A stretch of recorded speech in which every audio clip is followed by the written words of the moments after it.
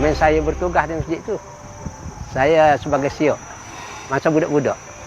Kerana ayah saya itu bila dah mati ciaan tu, jadi ayah saya dipilih oleh AJK supaya jaga masjid. Kemudian dia ni mana sibuk ni, dia bagi tak kepada saya lah, tolong jaga di masjid ni. Tiap-tiap hari Jumaat apa tika yang besar-besar itu masuk golong itu. Kemudian sapu, penuhkan air dalam itu. Masa itu, masa kecil tu. Masa itu di sekolah rendah lagi. Kemudian serulah sehingga masa diubah keadaan dibuangnya segala masjid ini untuk dibawa kepada Lampung itu saya ada lah. Itu. Kerana situ ramai budak-budak bermain. Maksud kita lah suka bermain di kawasan itu. Dia ada sungai dan sungai di situlah kawasan orang mari mandi kat pun di depan masjid. Masjid ini sebenarnya tinggi dulu. Perubahan itu. Sehingga kata gajah lalu di bawah itu pun tak sampai lagi. Tiang dia tinggi. Sebab bila dah tebing ni dia hakis kanan. Hakis. Tiang tinggal. Kita duduk di bawah tu tangan tu tak sampai lagi. Kita naik atas belakang orang seorang itu noloh tu tak sampai lagi pada lantai dia. Kemudian di bawah tu pun masih dalam lagi. Itu menunjukkan bahawa asalnya dia buat memang di tepi sungai yang kawasannya sangat tinggi dia buat itu. Tak adalah masjid ini memang maju. Kita boleh kata siang malam ada orang. Sehingga kalau sekiranya tidak waktu sembahyang, tidak waktu buka puasa, perayaan pun ada orang yang itu, iaitu budak-budak muda ni, dia di tepi sungai. Kemudian dibuat bahagian luar dia tidak berdinding.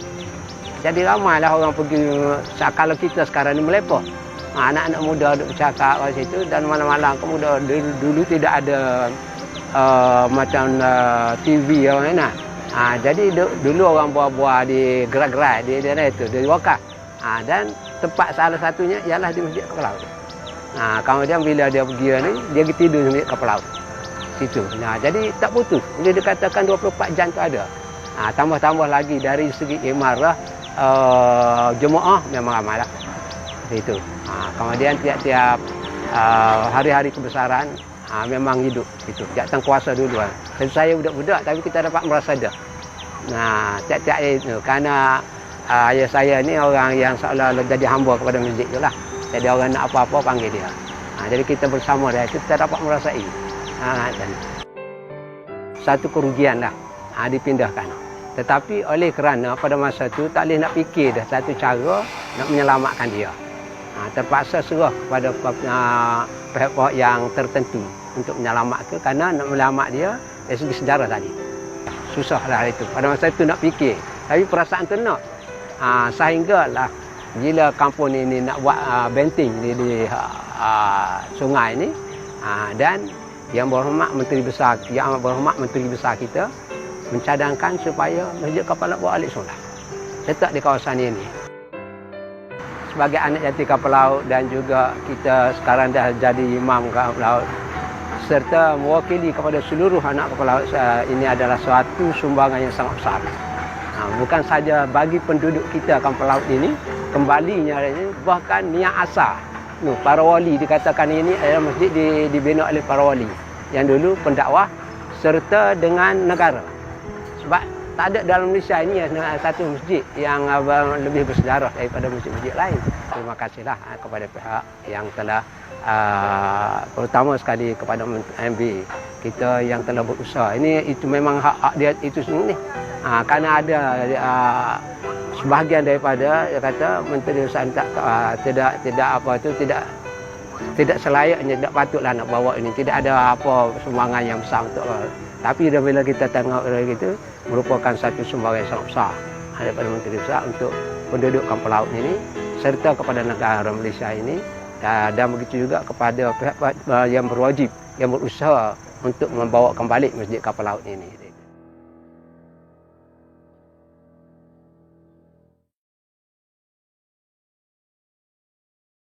Astaghfirullah Rabbal baraya, Astaghfirullah minal khataya, ربي زدني علما نافعا ووافقني عملا صالحا ربي زدني علما نافعا ووافقني عملا صالحا Allah Tuhanku, ampuni hamba dari segala salah dan lupa. Akulah hamba yang lemah iman, harap ampunan Engkau curahkan. Akulah hamba yang lemah iman, harap ampunan Engkau curahkan. Astaghfirullah Rabbal baraya, Astaghfirullah minal khataya. Rabbi zidni ilman nafi'a wa wafiqni amalan saliha. Rabbi zidni ilman nafi'a wa wafiqni amalan saliha. Setulus doa aku panjatkan, semoga rahmat Engkau limpahkan pada ibuku juga ayahku yang melahirkan membesarkanku. Bagi mereka guru-guruku, jasa tercurah selalu untukku. Astaghfirullah Rabbal baraya, Astaghfirullah minal khataya.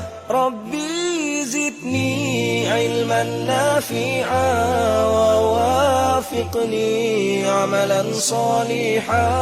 Rabbi zidni ilman nafi'a wa wafiqni amalan saliha.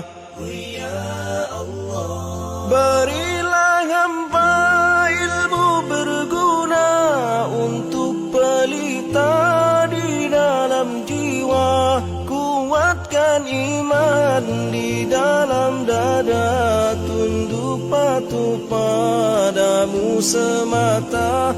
Kuatkan iman di dalam dada, tunduk patuh padamu semata. Astaghfirullah Rabbal baraya, Astaghfirullah minal khataya. Rabbi zidni ilman nafi'a wa wafiqni amalan saliha. Rabbi zidni ilman nafi'a wa wafiqni amalan saliha.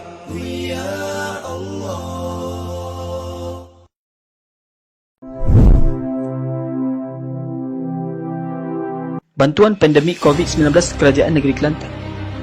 Di dalam persidangan Dewan kali pertama bagi tempoh penggal yang keempat, Dewan Negeri Kelantan yang ke-14 tahun 2021 pada 24 Ogos 2021, Yang Amat Berhormat Datuk Menteri Kanan Menteri Besar Kelantan telah menyatakan bantuan yang telah disalurkan kepada rakyat negeri Kelantan sejak bermula pandemik COVID-19, yang mana pada tahun 2020 Kerajaan Negeri telah membelanjakan RM21.81 juta dan jumlah keseluruhan termasuklah daripada Kerajaan Persekutuan sebanyak RM33.25 juta.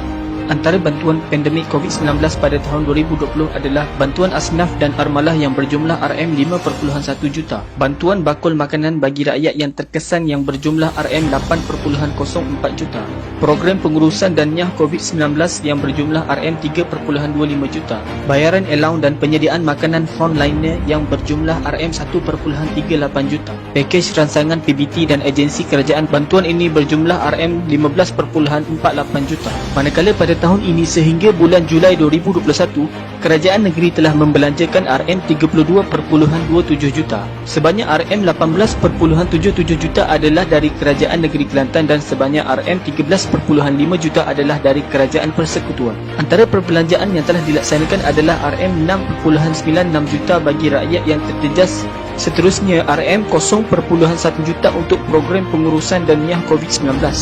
RM 3.3 juta bagi pakej rangsangan kepada PBT. RM 6.84 juta bagi perbelanjaan pusat pemberian vaksin.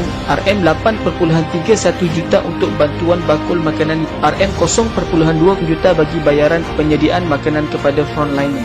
RM 6.56 juta bagi perbelanjaan pusat kuarantin dan rawatan COVID-19. Untuk bantu daripada kerajaan negeri ke pasal apa ada boleh? Ada boleh. Bantu kan? Oh, 2,000 ni. Ada bantuan banyak yang puas hati lah. Dia ada bantuan apa beras, macam minyak, barang-barang dapur. Untuk pelarian orang India ni semua dia ada bagi bantuan. Kalau apa-apa kita minta tolong, dia ada tolong kita lah. Boleh lah beras orang KJN lagi, orang bagi, orang kampung bagi ke. Syukurlah, boleh lah juga orang-orang boleh makan anak. Bantuan banyak dapat. Senang lah, lega lah sikit tau. Kita nak tubik tak boleh. Memang tak bantu senang lah kita pun. Tak? Terima kasih banyak-banyak pada yang mak MD. Terima kasih. Terima kasih banyak-banyak lah. Terima kasih untuk kerajaan negeri. Terima kasih lah dah buat ada orang siapa bagai-bagai makanan. Terima kasih lah. Terima kasih lah kerajaan negeri. Terima kasih lah Kementerian Yusa. Terima kasih lah pada MB. Terima kasih lah YB kepada dia, okey? Mana boleh bantu, okey? Terima kasih kepada MB, kepada Menteri Besar kita sudah memberi bantuan. Terima kasih. Terima kasih. Terima kasih. Terima kasih lah dah. Terima kasih lah. Terima kasih lah YB. Terima kasih kepada MB. Terima kasih lah. Terima kasih lah. Terima kasih lah pada MB.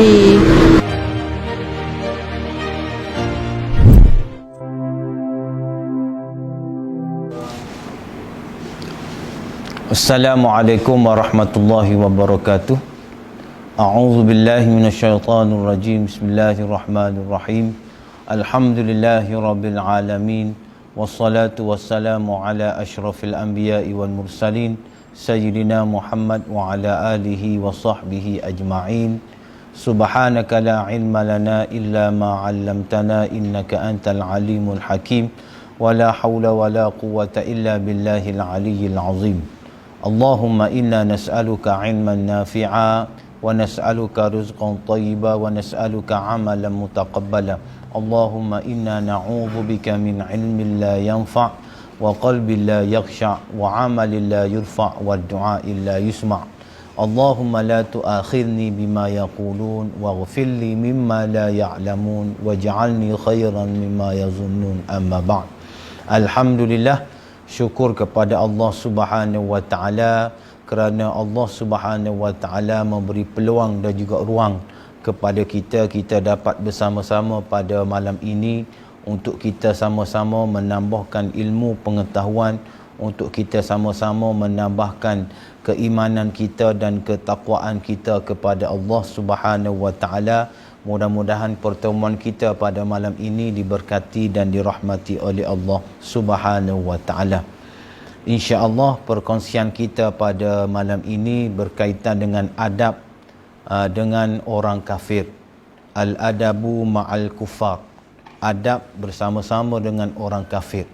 Sidang penonton, pendengar yang dirahmati lagi dikasihi oleh Allah Subhanahu wa taala, apabila kita bercakap tentang orang kafir ataupun kita bercakap berkaitan dengan kufar, golongan kufar ini, maka tidak dapat tidak kita mesti memahami dan kita mesti memahami beberapa perkara berkaitan dengan adab-adab dengan orang kafir, lebih-lebih lagi apabila kita bersama-sama dalam sebuah negara majmuk ataupun dalam bahasa ni dalam bahasa sekarang kita panggil non-muslim. Bagaimana hubungan kita, adab kita dengan non-muslim yang ada di dalam negara kita, iaitu ulama-ulama kita telah meletakkan perbahasan bagaimana orang panggil pendekatan kita, bagaimana hubungan kita dengan golongan non-muslim ini dalam fiqh ta'ayush, iaitu fiqh komunikasi kita berkenaan dengan golongan non-Muslim. Sebagai muqaddimah pada malam ini, sebelum kita pergi lebih lanjut lagi hubungan kita, orang panggil hubungan kita dan cara kita berinteraksi dengan non-Muslim ini, maka kita kena klasifikasikan golongan non-Muslim ini kepada beberapa kumpulan ataupun beberapa kategori sebagaimana yang telah disebut oleh ulama-ulama kita. Yang mana yang pertama sekali non-Muslim ini, yang pertama sekali dia panggil al-kafiru al-muharib, iaitu orang panggil non-Muslim ataupun dia panggil orang kafir harbi, kafir harbi. Yang kedua dia panggil az-zimmi, iaitu golongan zimmi ataupun dia panggil kafir zimmi. Yang ketiga al-mu'ahad, iaitu kafir mu'ahad. Yang keempat al-musta'man, iaitu kafir musta'man. Yang pertama kafir zimmi, yang kedua kafir harbi, yang ketiga kafir mu'ahad, dan yang keempat kafir musta'man. Ini adalah kategori yang telah diletakkan oleh ulama-ulama kita dalam kitab-kitab mereka, yang kita sebagai orang Islam kita mesti faham dan kita mesti tahu. 4 kategori ini mesti difahami dan tidak dapat dihapuskan sampai kiamat, kerana ini adalah pembahagian yang telah diputuskan ataupun telah ditulis oleh ulama kita. Kenapa agama kita membahagikan golongan kafir ini kepada 4 bahagian? Maka ulama-ulama kita menyebut istilah ini bukan bermakna kita bermusuh dengan orang bukan Islam, tetapi menjelaskan sikap mereka terhadap orang Islam. Itu maksudnya. Kita bahagikan, kita kategorikan, kita letakkan kafir zimmi, kafir harbi, kafir musta'man, kafir mu'ahad ini bukannya kita nak bermusuh dengan mereka, bukannya kita nak berperang dengan mereka, tidak. Tetapi kita nak meletakkan dan menjelaskan sikap mereka terhadap Islam. Itu indahnya Islam, meletakkan pembahagian ini supaya kita orang Islam kita dapat memahami dan kita dapat berinteraksi dengan golongan-golongan ini. Maka sebab itulah dalam kitab Minhajul Muslim karangan Syekh Abu Bakar Al-Jazairi, kita lihat bagaimana disebut dalam kitab itu bagaimana al-adabu ma'al kafir, adab-adab kita dengan orang-orang kafir. Disebut dalam kitab ini ada beberapa perkara. Yang pertama, adamu iqrarihi 'alal kufri wa adamir ridha'i bihi id ridha bil kufri kufrun. Yang pertama sekali, kita sebagai orang Islam apabila kita berhadapan dengan non-Muslim, maka kita tidak boleh mengiktiraf agama mereka. Kita tidak boleh menerima agama mereka sebagai agama yang benar, sebagai agama yang betul. Kita tidak boleh mengiktiraf agama mereka. Dan kita tidak boleh meredakan dengan kekufuran mereka. Kita tidak boleh menerima kekufuran mereka, dan kita tidak boleh mengiktiraf kekufuran mereka. Kerana apa? Kerana redha dengan kekufuran itu adalah bermaksud kita telah kufur. Wal'iyazabillahi min zal. Ini konsep kita. Kerana Allah Subhanahu wa taala menyebut di dalam Al-Quran, hanya agama di sisi Allah Subhanahu wa taala ini adalah Islam. Maka selain daripada Islam, itu adalah agama yang menuju kepada kekufuran. Agama yang kita tidak boleh iktiraf, kerana di sisi Allah Subhanahu wa taala adalah satu sahaja agama ad-din, iaitu al-Islam. Yang kedua di sini sebut iaitu bughduh. Bughduhu bi bughdillah ta'ala. Maknanya apa sahaja pekerjaan, apa sahaja perkara-perkara yang dilakukan oleh golongan-golongan kufar ini yang menentang Islam, yang menyebabkan kehancuran Islam, menyebabkan masalah kepada Islam, maka di sana kita kena ada bughduh, kita kena marah. Kita kena menunjukkan penentangan kita. Kita mesti menunjukkan kemarahan kita terhadap perkara-perkara yang telah menyalahi agama kita. Maknanya kena ada sikap, kena ada rasa. Kerana apa? Kerana al-hubbu fillah wal bughdhu fillah. Maknanya kerana kita kasih kerana Allah Ta'ala, maka kita marah juga kepada kerana Allah Ta'ala. Apabila kekufuran itu diperbesarkan, apabila kekufuran itu diheboh-hebohkan, maka kita sebagai orang Islam, kita kena marah. Kita kena tunjukkan solidariti kepada agama Islam kita. Sebagai contoh, apa yang dilakukan oleh Zionis laknatullah di Palestin, apa yang mereka lakukan kepada penduduk-penduduk Palestin, maka kita sebagai orang Islam, kita mesti menunjukkan solidariti kita, kemarahan kita, ketegasan kita dengan apa yang dilakukan oleh Zionis laknatullah alaih. Maka sebab itu adab kita, interaksi kita, maka tindakan kita, apa-apa yang dilakukan oleh golongan-golongan kufar ini yang menyalahi agama Islam, yang menyebabkan agama Islam itu hancur, maka kita kena bangkit marah. Kerana apa? Kerana itu adalah perintah daripada Allah Subhanahu wa taala, perintah daripada Nabi kita Muhammad sallallahu alaihi wasallam. Itu yang kedua. Yang ketiga, adamu muwalatihi wa mawaddatihi. Maknanya kita tidak boleh meletakkan walak kita. Kita tidak boleh meletakkan walak kita, kasih sayang kita terhadap golongan-golongan kufar. Jangan kita meletakkan walak kita kepada golongan-golongan kufar yang menentang Islam. Di sini menyebut illam yakun muhariban.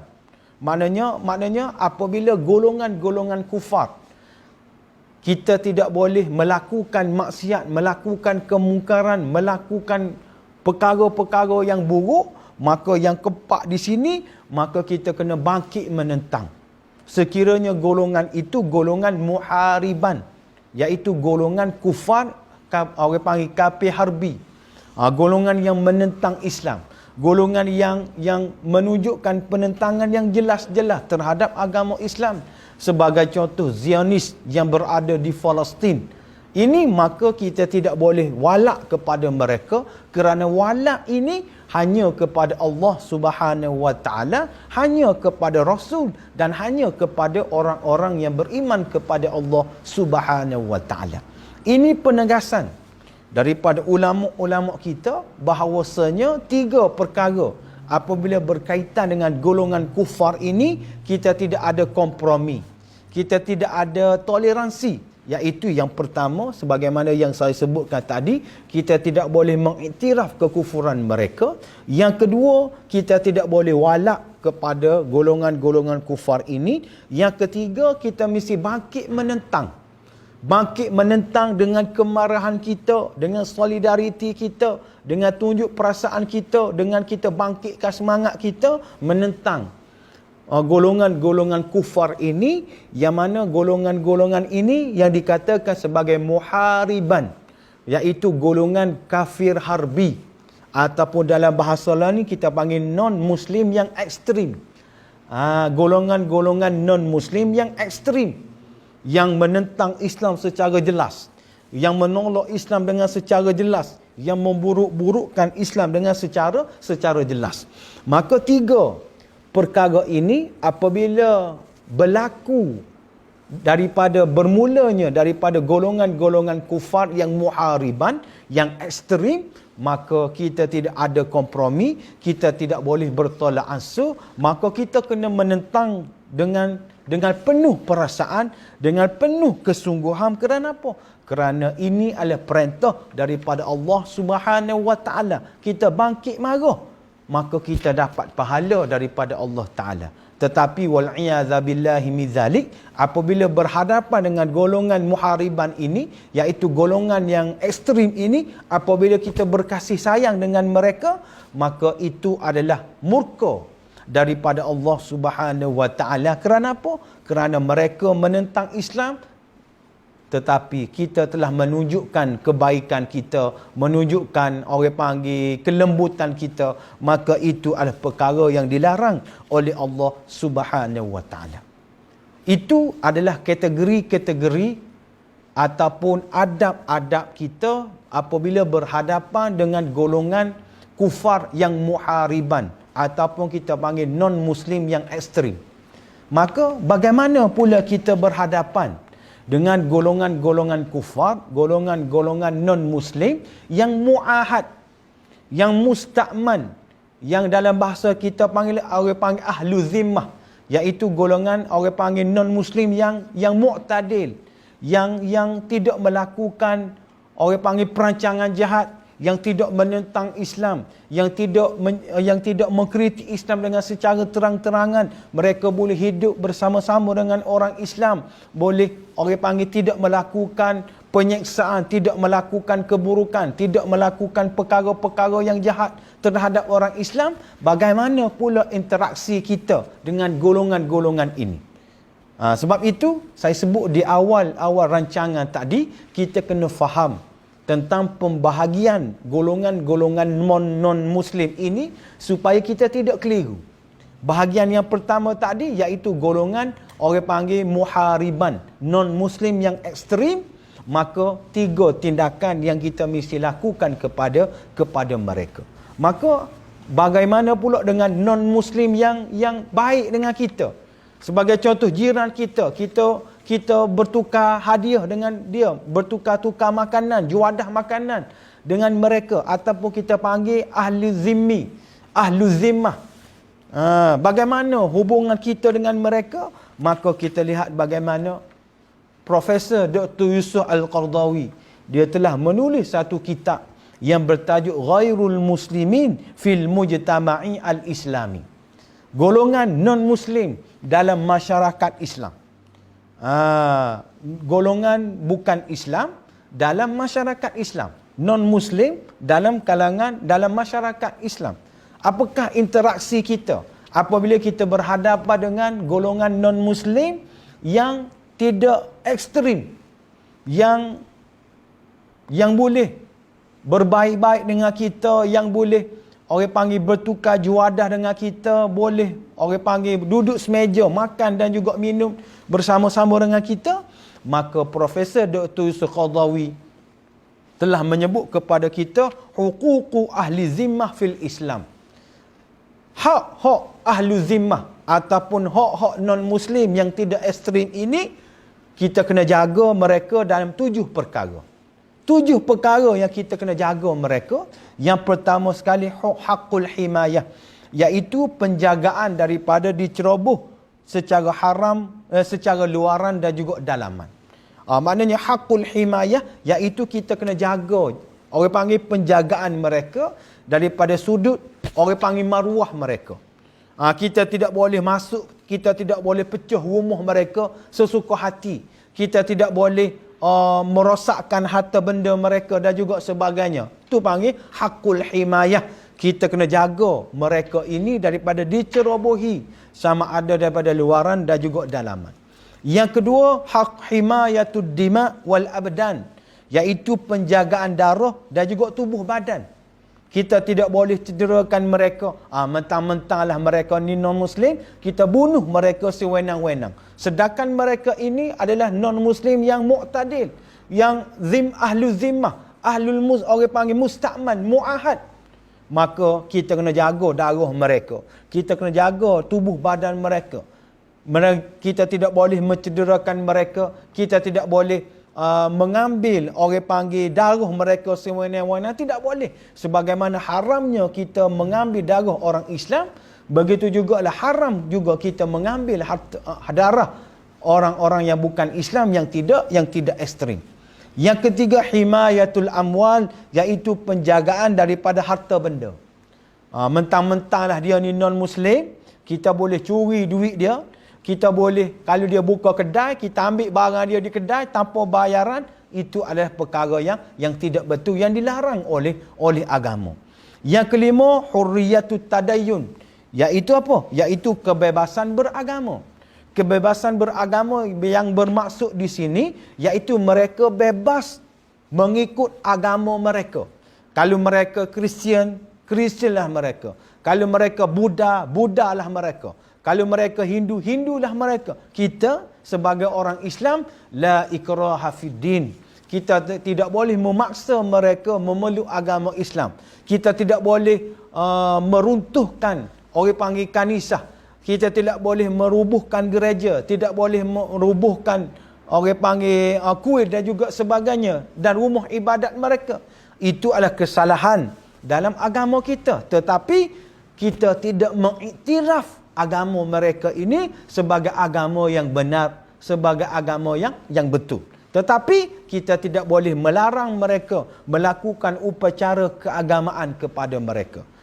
Masing-masing ada upacara keagamaan. Adanya hari Taipusam, adanya hari Deepavali, adanya orang panggil Tahun Baru Cina dan juga sebagainya. Itu perkara-perkara adat ataupun keagamaan dibebaskan kepada mereka untuk mereka laksanakan, untuk mereka raikan. Tetapi kita sebagai orang Islam, kita tidak boleh mengiktiraf agama mereka sebagai agama yang benar, sebagai agama yang betul, tetapi kita bagi keluasan sebebas-bebasnya kepada mereka untuk mereka mengamalkan ajaran-ajaran yang ada di dalam agama mereka. Yang keenam, hurriyatul amali wal kasbi, iaitu kebebasan bekerja dan mencari pendapatan. Maknanya dalam negara Islam, kita mesti bagi kebebasan kepada mereka untuk bekerja. Untuk bekerja, tak kira lah kerja daripada apa bidang sekalipun, doktor ke, engineer ke, buka kedai runcit ke, peniaga ke, businessman ke, itu tidak ada halangan daripada kerajaan orang panggil orang Islam, maka kita tidak boleh menghalang mereka. Dan akhir sekali, tawalla wadhaifad daulah, iaitu kita juga boleh melantik mereka menjawat jawatan di peringkat negara. Islam tidak melarang orang-orang Islam melantik orang bukan Islam untuk menjawat jawatan di dalam negara. Tidak ada halangan, tidak ada larangan kepada orang-orang Islam untuk tidak melantik orang-orang bukan Islam memegang jawatan. Nak sebutnya di sini bahawasanya keluasan ataupun kita panggil tasamuh yang ada di dalam Islam kepada bukan Islam lebih banyak daripada larangan-larangan apabila berhadapan dengan non-Muslim yang ekstrim. Ini sudah dibuktikan. Sebagai contoh dalam orang panggil negara Madinah Al-Munawwarah yang dipimpin oleh Nabi kita Muhammad sallallahu alaihi wasallam, apabila Nabi berjaya menggubal Sahifah Madinah, menggubal orang panggil perlembagaan Madinah, iaitu dalam negara Islam yang pertama yang diasaskan oleh baginda sallallahu alaihi wasallam. Kita lihat bagaimana Yahudi yang terbesar dalam negara Madinah pada masa itu, Yahudi Bani Qainuqa, Yahudi Bani Nadir dan juga Yahudi Bani Quraizah, mereka dapat hidup dengan aman di bawah pemerintahan Islam, walaupun ada di kalangan mereka yang tidak memeluk agama Islam. Contoh yang paling dekat sekali iaitu alhamdulillah negeri Kelantan kita. Kerajaan Islam Kelantan kita, adanya rakyat daripada Cina, ada rakyat daripada India, ada rakyat daripada Siam, ada rakyat dari macam-macam. Tetapi alhamdulillah lebih daripada 30 tahun kerajaan Islam memerintah negeri kita. Alhamdulillah, tak ada lagi kes kita merobohkan gereja, kita bom orang panggil kuil-kuil, tidak ada. Kita menganiayai golongan-golongan India dan juga sebagainya, tidak ada. Bahkan apabila adanya bantuan-bantuan daripada kerajaan Islam Kelantan kita, bantuan Al-It'am, bantuan macam-macam lagi, maka kita libatkan orang-orang bukan Islam untuk menerima bantuan beras, bantuan macam-macam lagi. Ini bukti yang ada di hadapan kita, yang kita boleh tengok, yang kita boleh rasai apabila orang panggil kebaikan, kerahmatan, masyarakat majmuk yang ada dalam negeri Kelantan kita, yang mana alhamdulillah tidak berlakunya konflik di antara kaum. Tidak berlakunya kes-kes yang besar melibatkan orang India, Cina, tidak ada. Kerana apa? Kerana ini adalah model sebenar yang telah dilakukan oleh baginda sallallahu alaihi wasallam, bagaimana Islam itu menjaga himayatul insan, menjaganya, orang panggil manusia ini tak kira sama ada kamu Islam ke, kamu tidak Islam ke, selagi kamu ni manusia, kamu mengikut peraturan-peraturan yang telah ditetapkan oleh agama, maka insya-Allah kamu akan berada dalam keadaan yang baik. Kamu akan berada dalam suasana yang cantik. Kerana apa? Kerana Islam tidak menyeksa kamu. Islam tidak meletakkan kejahatan kepada kamu. Kerana apa? Kerana Islam melarang melakukan kezaliman walaupun kepada orang bukan Islam.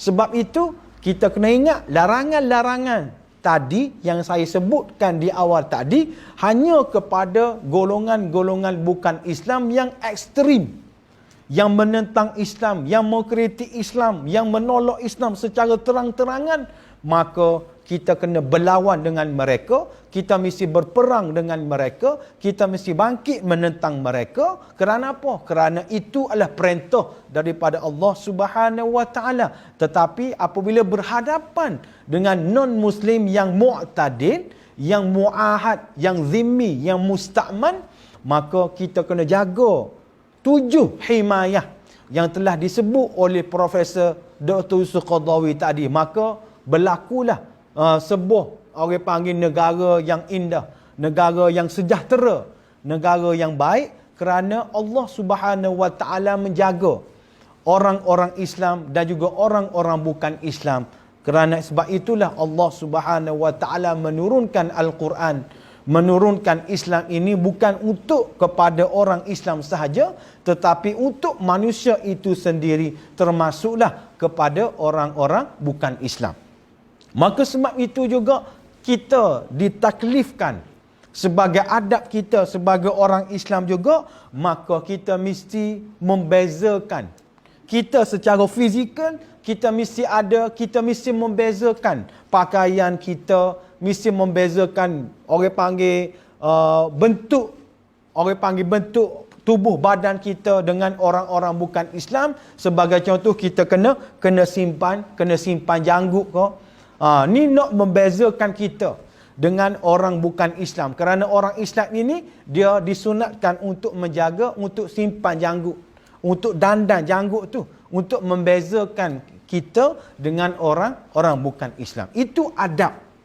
Adab kita dengan orang bukan Islam, supaya apa? Supaya adanya orang panggil tamyiz, adanya keistimewaan kepada orang-orang Islam. Apa yang penting, kesimpulan yang saya nak sebutkan pada malam ini, iaitu bagaimana indahnya Islam, bagaimana cantiknya Islam, walaupun berhadapan dengan orang bukan Islam, maka di sana ada keadilannya, ada kebaikannya kepada orang bukan Islam, menyebabkan keindahan yang ditunjukkan oleh Nabi sallallahu alaihi wasallam, menyebabkan ada di kalangan mereka yang memeluk agama Islam. Kerana apa? Kerana akhlak yang ditunjukkan oleh baginda sallallahu alaihi wasallam.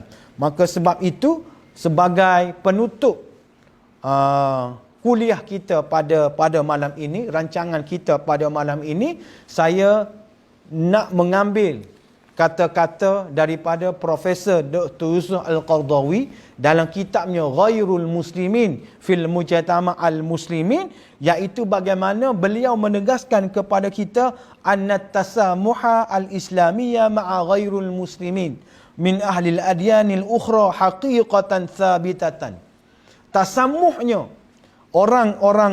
tasamuhnya Islam ini kepada orang-orang bukan Islam ini di seluruh tempat, di seluruh negara, di dunia dahulu, termasuklah pada zaman Nabi sallallahu alaihi wasallam dan pada zaman Khulafaur Rasyidin dan orang panggil khilafah-khilafah yang lain, bagaimana tasamuh Islam ini terhadap golongan bukan Islam ini haqiqatan sabitatan, iaitu perkara yang betul, perkara yang benar, ianya benar-benar berlaku. Bagaimana kebaikan Islam benar-benar berlaku. Bukannya dongeng, bukannya perkara yang cakap-cakap kedai kopi, tapi benda ni adalah benda yang betul, benda yang tepat, boleh dibuktikan dalam sejarah. Bagaimana dalam sejarah Saidina Umar, Saidina Ali, Saidina Uthman dan Khilafah Abbasiyah, Umayyah dan juga orang panggil Uthmaniyah pada zaman Nabi sendiri, bagaimana golongan bukan Islam dapat memeluk agama Islam kerana keindahan akhlak yang ditunjukkan oleh Nabi kita Muhammad sallallahu alaihi wasallam. Itu adalah perkara yang haqiqatan sabitatan, benda yang betul, benda yang berfakta, benda yang sudah dibuktikan oleh sejarah. Maka sebab itu kita tidak dapat nafikan bahawasanya Islam ini rahmatan lil alamin, memberi rahmat kepada sekalian alam, termasuklah kepada orang bukan Islam.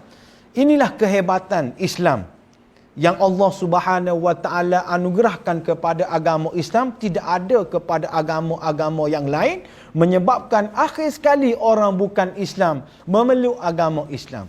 Orang bukan Islam lunuk dengan Islam kerana mereka ada persamaan daripada sudut faktor-faktor kemanusiaan, jaga nyawa, tidak mahu kepada kezaliman, suka kepada kebaikan. Itu unsur-unsur asas yang sudah ada di dalam agama Islam kita, menepati unsur-unsur yang ada dalam diri manusia, khususnya kepada orang-orang bukan Islam. Maka sebab itu kita rasa syukur banyak-banyak kepada Allah Subhanahu wa taala kerana kerajaan Islam Kelantan kita yang ada pada hari ini menepati apa yang telah yang dimahukan, apa yang telah dikendaki oleh agama kita sendiri, yang menjadi bukti yang jelas kepada kita bahawa non-Muslim boleh hidup dengan aman, boleh hidup dengan selesa, boleh hidup dengan tidak ada masalah di bawah pemerintahan Islam.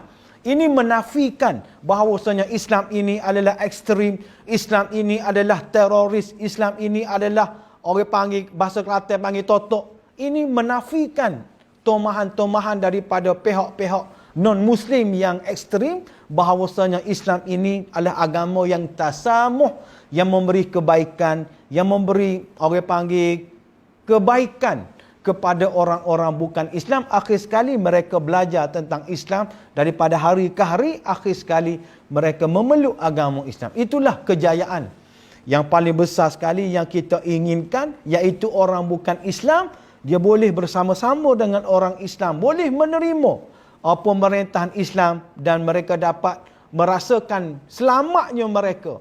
Berasa mereka ni rasa selamat apabila hidup di bawah pemerintahan Islam. Inilah model yang kita sangat-sangat inginkan kepada masyarakat pada hari ini, bahawasanya Islam ini adalah agama yang tasamuh.